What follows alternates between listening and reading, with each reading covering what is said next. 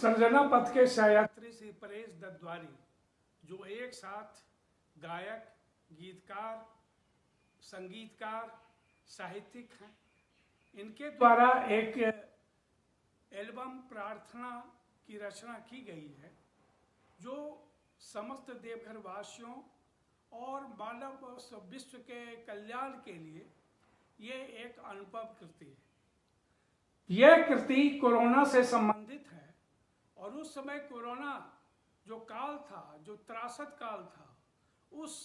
त्रासद काल में जो मानव की पीड़ा थी, समस्त मानव जाति की पीड़ा थी, जनमानस की पीड़ा थी, उस पीड़ा को, उसकी छटपटाहट को, उसकी व्यथा को, उसकी अंतश्चेतना पीड़ा को उन्होंने इस गीत के माध्यम से दर्ज किया है। सबसे बड़ी बात है कि इस गीत की सबसे बड़ी विशेषता ये है कि ये गीत यथार्थ से के सुरंगों से गुजरती हुई अति यथार्थ तक पहुंचती है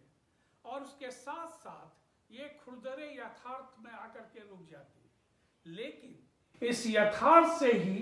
ये एक गीत अचानक प्रस्फुटित होती है।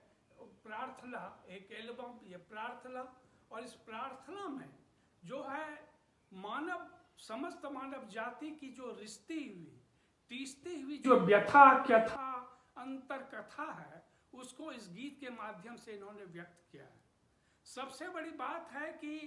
जब इस कोरोना काल में सच माना जाए तो मेरी चेतना में भी हजारों सर्प दरारें पड़ गई थी, और साथ ही ये स्मृति